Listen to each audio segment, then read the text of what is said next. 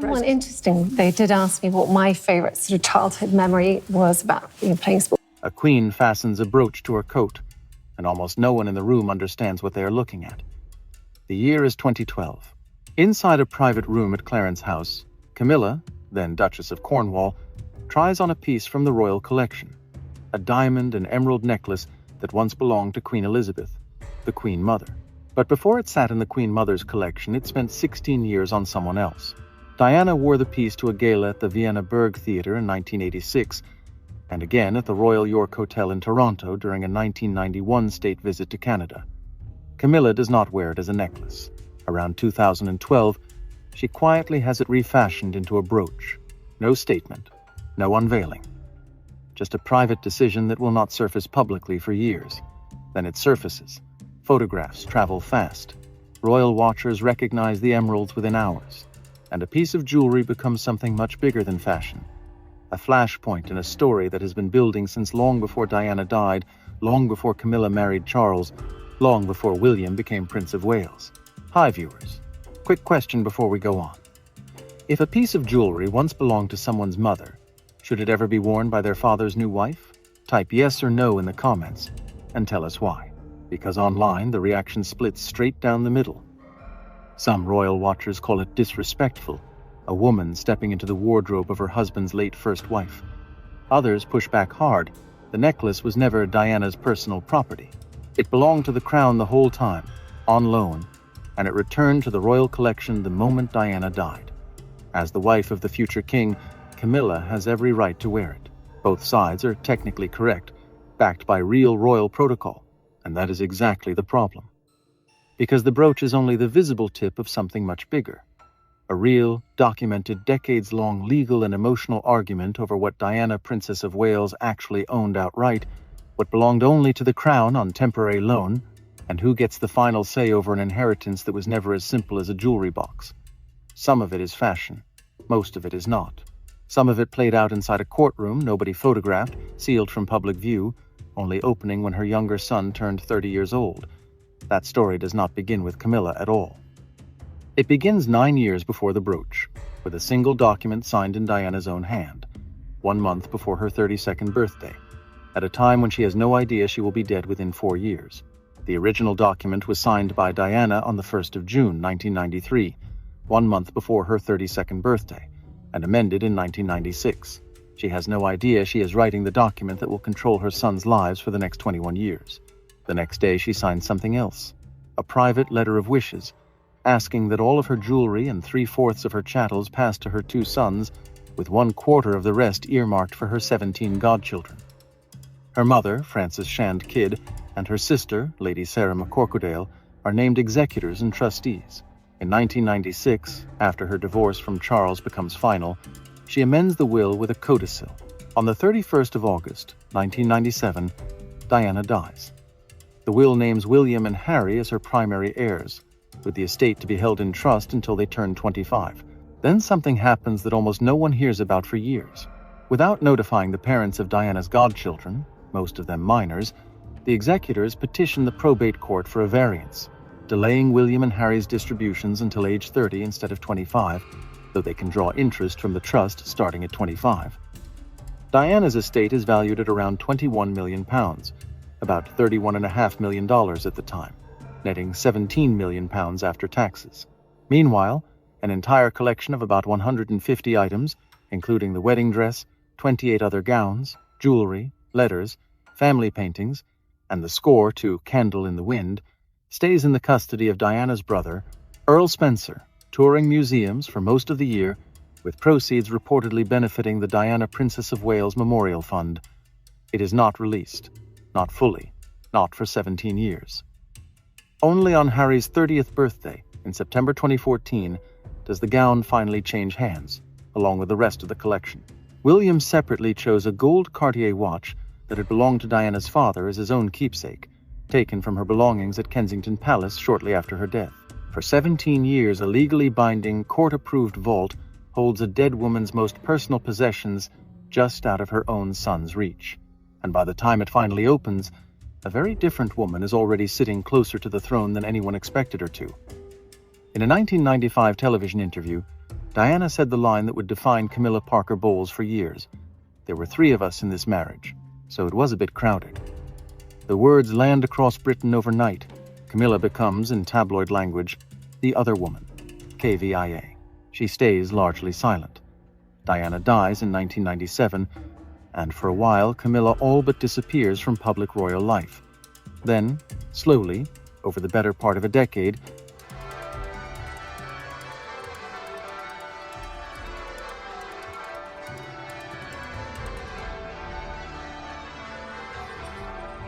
the story starts to shift.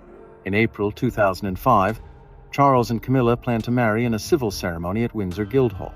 The date has to move by 1 day at the last minute, after Pope John Paul II's funeral is scheduled for the original wedding day. When they marry, the palace announces Camilla will be known as Princess Consort, despite having a right to the title of Queen, a recognition of the sensitivities around a title that was destined for Diana. For the next 17 years, Camilla builds a different reputation: literacy campaigns, domestic violence charities, steady public appearances with almost none of the drama of the 1990s. Then, on the eve of the 70th anniversary of her accession, Queen Elizabeth II does something only she has the constitutional authority to do. She settles the question herself, in writing.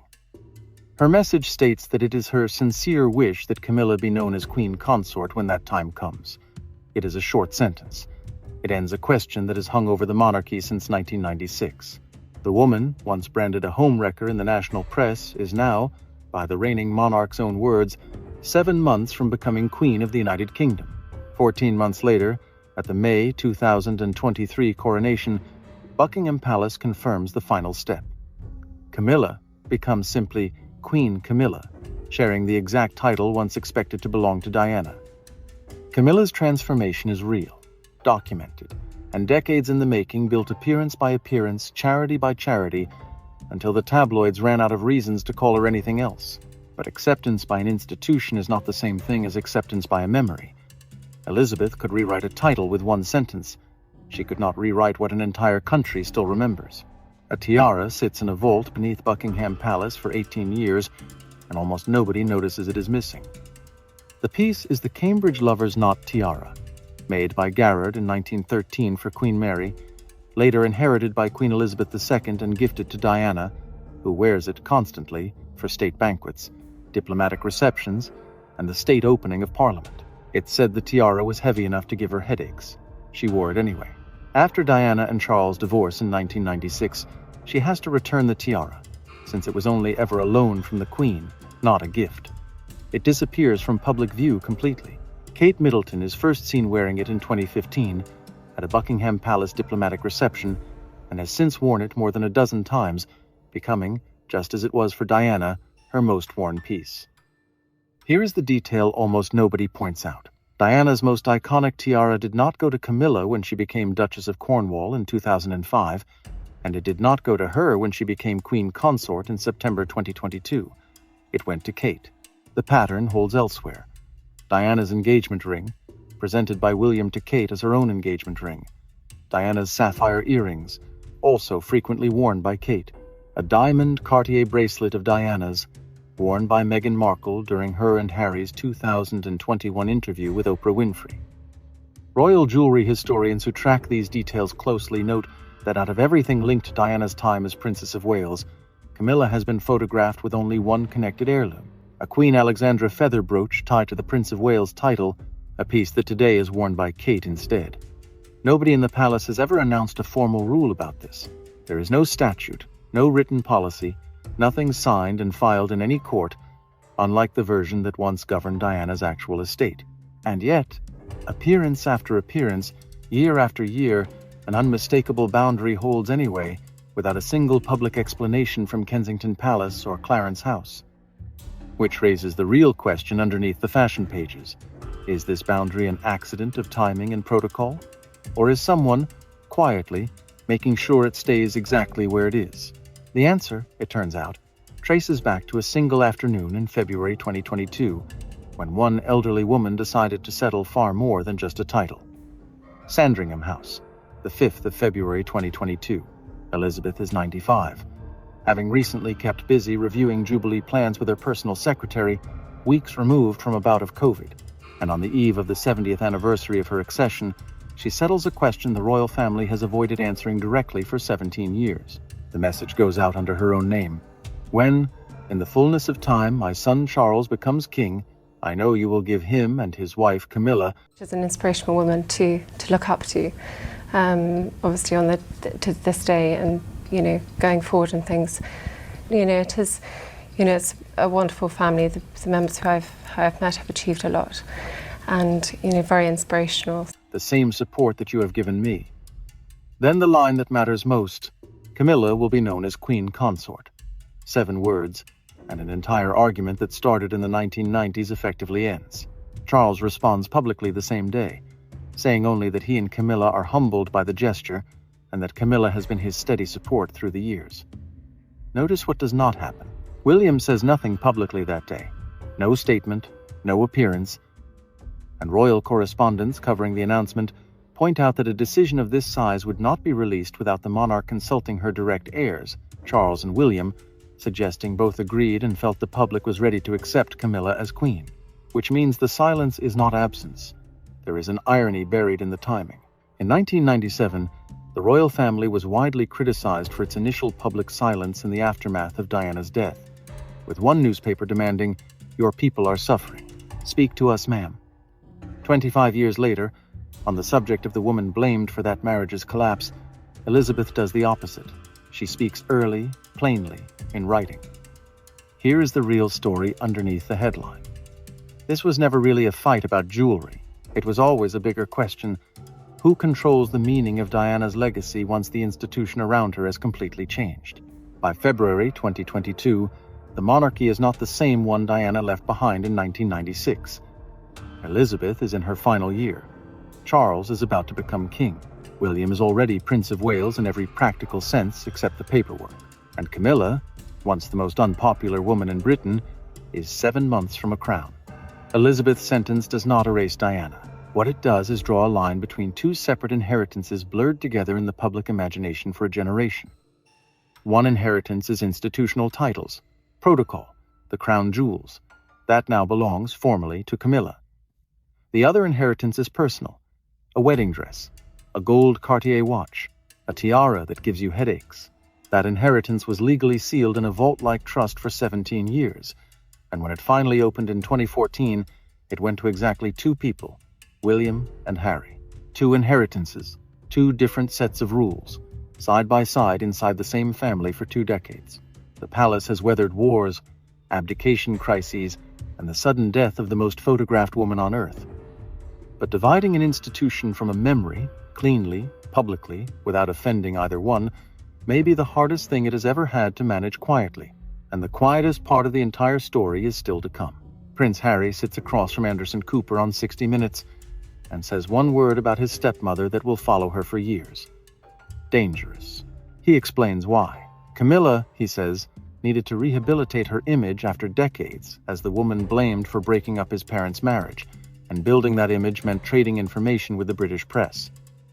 With a family built on hierarchy, and with her on the way to being Queen Consort, there was going to be people or bodies left in the street because of that, he tells Cooper. It is January 2023. His memoir, Spare, hits shelves days later and becomes the fastest-selling non-fiction book in history. In it, Harry calls Camilla the villain. He calls her the third person in his parents' marriage, a direct echo of the exact words Diana used about her in 1995. He writes that he had complex feelings about gaining a step-parent he believed had sacrificed him on her personal PR altar.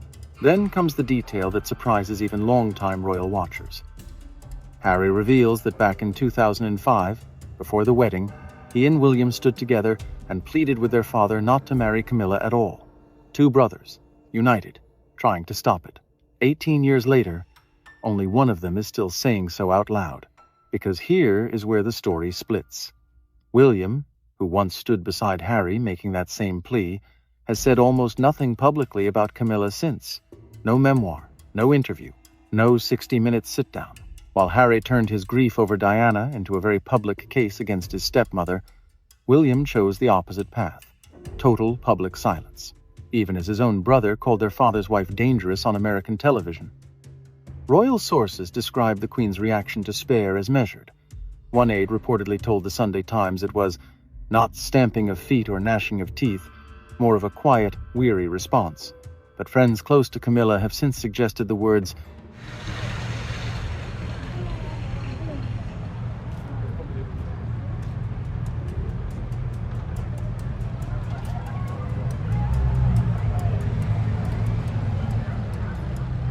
did land, and land hard. This is the real cost of protecting a memory, not a courtroom battle over a vault of jewelry. A public, permanent break between two brothers who once agreed on exactly one thing, now divided over how loudly to say it. Harry chose to speak, William chose to stay quiet, and that single difference in strategy may explain more about who actually holds power inside the modern monarchy than any title ever could. Because silence, it turns out, can be its own kind of message. A camera rolls inside Windsor. Catherine, Princess of Wales, sits alone, looks straight into the lens, and says 4 words that stop the entire country. This has been a huge shock. It is the 22nd of March, 2024. For 2 months, the palace has said almost nothing, only that Catherine had abdominal surgery in January for what was believed to be a non-cancerous condition.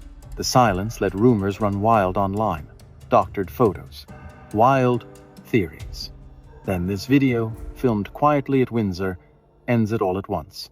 She explains that tests after the surgery found cancer and that she has already started preventative chemotherapy. She asks for time, space, and privacy for the sake of George, Charlotte, and Louis. King Charles, undergoing his own cancer treatment since February that same year, releases a statement saying he is proud of Catherine for her courage in speaking publicly the way she did. 2 future monarchs of the same family, fighting cancer, in the same year, at the same time. For a woman constantly measured against Diana's memory in the press, this is the moment the comparison stops feeling like fashion commentary and starts feeling like something else entirely. Diana redefined what royal openness could look like by speaking honestly about her own struggles decades earlier.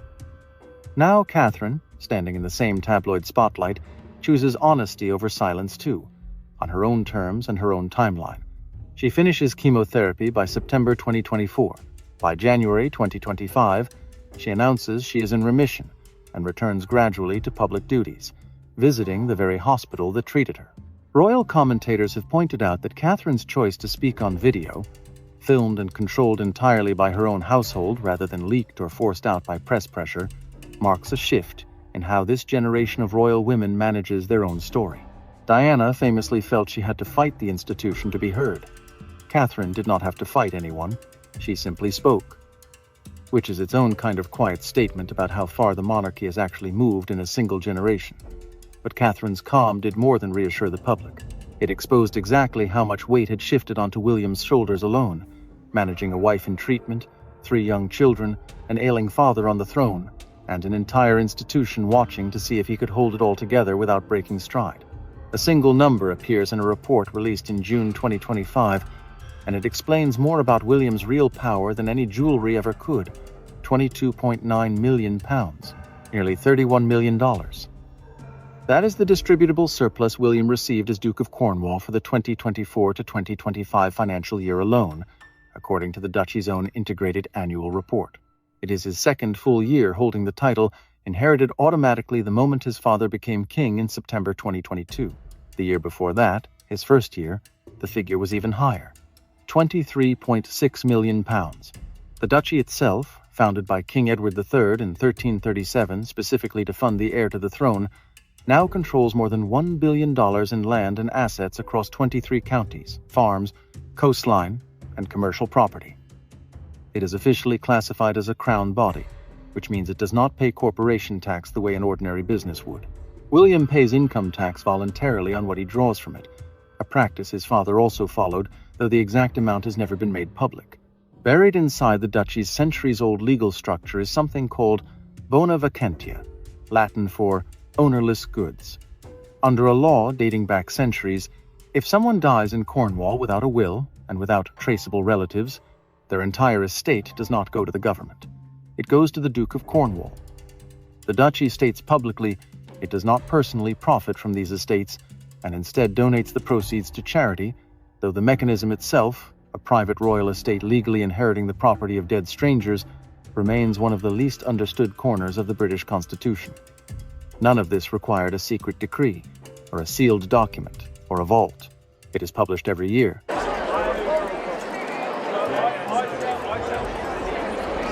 Laid before Parliament, exactly as the Duchies of Lancaster and Cornwall Accounts Act of 1838 requires. And yet Cornwall residents living inside the estate itself have publicly complained of feeling abandoned, watching a landlord worth over $1 billion while their own towns struggle. The jewelry was never really the story.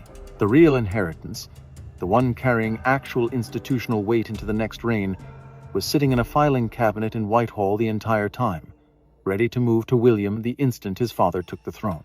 In 2023, William stands in front of a housing project in Newquay, Cornwall, wearing work boots instead of a suit, and announces something no Prince of Wales has done quite this way before. He calls it Homewards, a 5-year program launched across 6 locations in the United Kingdom, built to prove that homelessness can actually be ended locally, not just managed. It is, by his own description, one of his defining projects. As heir to the throne, alongside the Earthshot Prize, his environmental initiative launched back in 2020 to reward practical solutions to climate change. Neither project involves a single jewel, a will, or a courtroom. And that, royal commentators have increasingly argued, is exactly the point.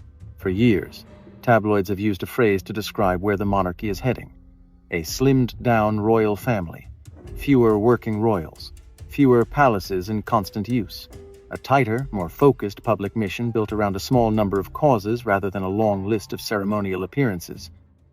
The idea did not start with William. Prince Philip reportedly discussed versions of it decades earlier. But William is the one now positioned to actually build it, which brings the entire story back to the beginning. The brooch, the tiara in the vault for 18 years, the will that took 17 years to fully open. None of it was ever really a battle between 2 women over one man's memory. It was a preview. A preview of a monarchy that increasingly separates what belongs to the institution from what belongs to the family, that lets Camilla hold a crown while Kate holds a tiara, that lets Charles keep his marriage while his sons keep their mother's most personal belongings, sealed away until they were adults enough to decide what to do with them. Royal historians differ on how deliberate any of this really was. Some argue it is coincidence, decades of individual decisions that only look like a pattern in hindsight. Others believe William has been quietly, consistently drawing lines around what is his family's and what is the crown's since long before he ever wore the title Prince of Wales. Either way, the pattern holds. And patterns, unlike rumors, do not need anyone's permission to keep repeating themselves. A green cloth falls away in the sunken garden at Kensington Palace, and 2 brothers who have barely spoken in months stand side by side again, if only for one afternoon. It is the 1st of July, 2021, what would have been Diana's 60th birthday. William and Harry unveil a bronze statue of their mother together, surrounded by 3 children meant to represent the reach of her work around the world. Around them stand Diana's own siblings, Lady Sarah McCorquodale, Lady Jane Fellows, and Earl Spencer, the same brother who once guarded her wedding dress at Althorpe for 17 years. The brothers release a joint statement. "Every day we wish she were still with us. It is, for one afternoon, proof that whatever divides them, this one thing never has." Everything this story has traced. The brooch reworked in private, the will locked by a courtroom for 17 years, the tiara returned and then reborn on someone else's head, the sentence, "one dying era's queen" used to settle another era's argument, the millions flowing quietly through a 700-year-old duchy, all of it points to the same conclusion. The monarchy did not solve the problem of Diana's memory. It learned to hold 2 truths at once instead. Camilla wears the crown. Diana's sons wear her memory. Neither side had to lose for the other to be true. Years from now, most people will forget the exact pound figures, the tiara's full history, the precise wording of a 2022 statement. What they will remember is simpler, that a family spent a quarter of a century learning the difference between an inheritance and a memory, and that difference turned out to matter more than any single object ever could. If this kind of story pulls you in, the deeper royal history always does, hit subscribe and turn on notifications so you don't miss the next one. And down in the comments, tell us, which piece of this story surprised you the most?